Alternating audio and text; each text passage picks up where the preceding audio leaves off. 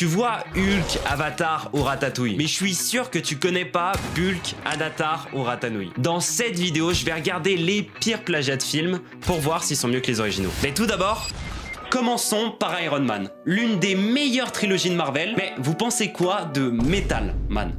L'histoire d'Iron Man, c'est un milliardaire capturé par des terroristes qui va se construire une armure pour s'échapper. Alors que Metal Man, c'est juste un lycéen qui la porte parce qu'elle est collée à son corps. Pour se déplacer, il n'utilise pas des réacteurs. Mais au moins, le film finit avec un méchant ultra stylé, genre pendant qu'Iron Man se bat contre Thanos, Metal Man... Le seul truc intéressant de cette copie, dans le générique, on voit des images de fou. Sauf qu'il y a un petit problème, ces scènes n'existent pas. Mais Metal Man est juste le premier des 6 plagiats qu'on va voir dans cette vidéo. Passons à Fast and Furious. Pour le plagier, il suffit de quelques voitures, 2-3 armes, mais surtout du gros crâne de Vin Diesel. Et notre copie, c'est super fast. Comme le film est très rapide, j'ai que 30 secondes pour t'en parler. Déjà, pourquoi avoir besoin de voitures très belles quand tu peux avoir ça? Mais au moins, ils ont ramené un acteur de fou. Comparons les acteurs. Brian O'Connor, Letty Ortiz, mais c'est pas la seule parodie que j'ai regardée. Il y avait aussi Fast and Serious, Fast Lane, mais le meilleur, c'était The Fast and the Fierce. Même type de logo que l'original, sauf que c'est un film sur les avions. Et maintenant, le plagiat le plus drôle de cette vidéo. Une copie parfaite de Ratatouille, Rata-nouille. Faut qu'on parle des personnages. Dans l'histoire de base, ils sont beaux. Sauf que dans le plagiat, j'ai l'impression de regarder un film d'horreur. En tout cas, apparemment... Ah oui, j'avais complètement oublié notre mission spéciale du jeudi soir. Pour remplir leur cuisine, ils vont dans le restaurant humain d'à côté pour voler de la nourriture. Sinon, ils ne pourront servir personne et le restaurant devra fermer. Sauf qu'ils réussissent à ne ramener que... une fraise. Comment ils vont faire pendant une semaine pour cuisiner avec juste ça? Oui, ce serait un problème s'ils n'avaient pas du fromage, du pain ou même du citron vert. Je pense que vous avez compris à quel point ce film est bizarre. Mais parlons de la prochaine copie. Titanic 666. À la base, c'est le mélange d'une histoire d'amour culte de Leonardo DiCaprio et d'une des fins les plus tristes du cinéma. Mais pourquoi regarder ça quand on peut avoir une version sans amour, mais au moins il y a des zombies? Le budget de l'original était de 200 millions d'euros. À sa sortie, c'était le film le plus cher de tous les temps. Celui-là a coûté 500 000 euros. Oui, c'est le bateau en 3D. Quand l'un des personnages principaux meurt, un mec au hasard sur le bateau est interrogé. Elle est morte. Non, j'ai... Quoi? Je l'ai... Vous l'avez...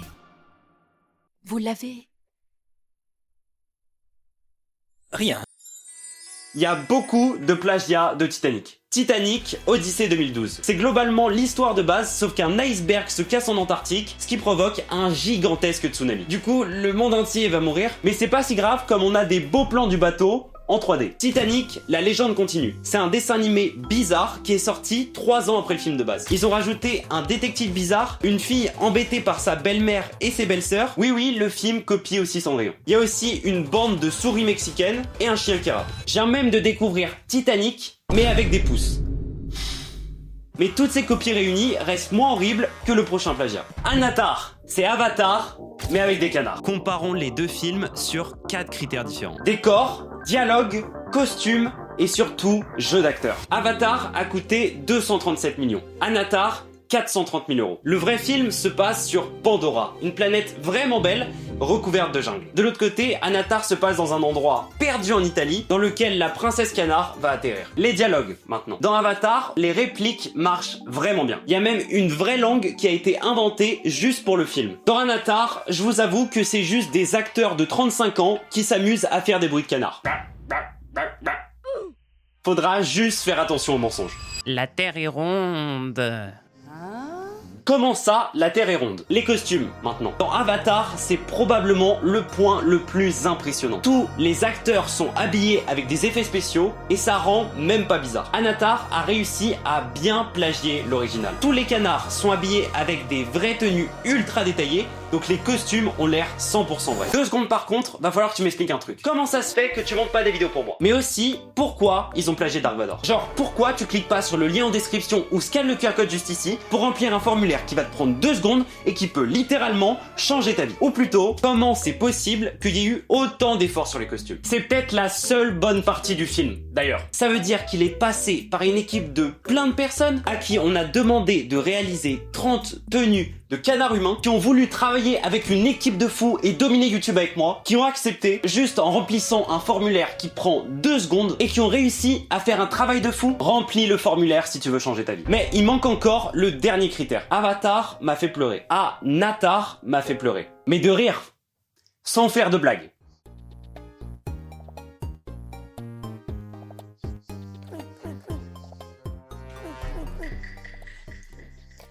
Passons au grand final de cette vidéo. Bulk l'Invincible, qui est un plagiat de Hulk l'Incroyable. Sauf que parodier un film de super-héros avec un budget de 15 000 €, je pense que c'est la pire chose que j'ai jamais vue. L'histoire se passe à New York, apparemment. Plutôt dans modèle 3D de ville, libre de droit. On dirait que c'est même pas le même modèle pour toutes les parties de la ville. Dans l'histoire, on suit Hank, un scientifique qui fait de la science, mais qui rate toutes ses expériences. Quel plaisir de te voir. Puis, pour pas qu'il repique une crise, elle l'emmène se promener.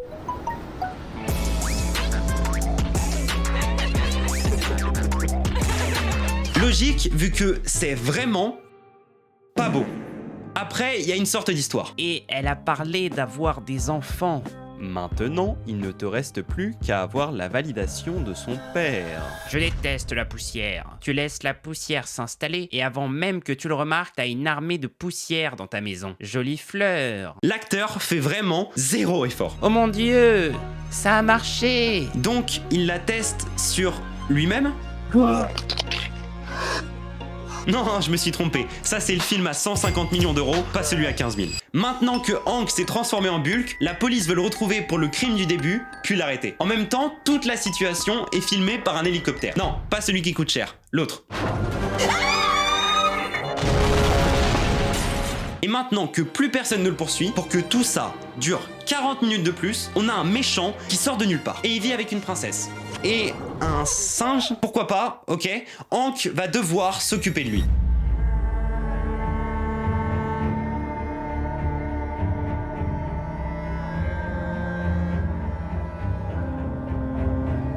J'ai pas compris grand chose aussi. Maintenant que notre pote se trouve devant le château du méchant, pour se transformer en Bulk, il est obligé de s'énerver. Sauf qu'il n'y arrive pas. Heureusement, il a ramené son arme secrète. Une photo de son beau-père.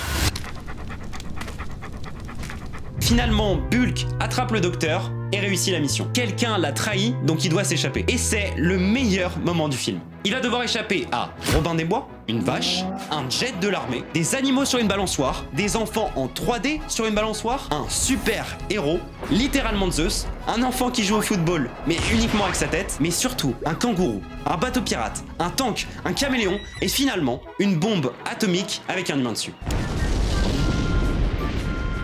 Et abonnez-vous!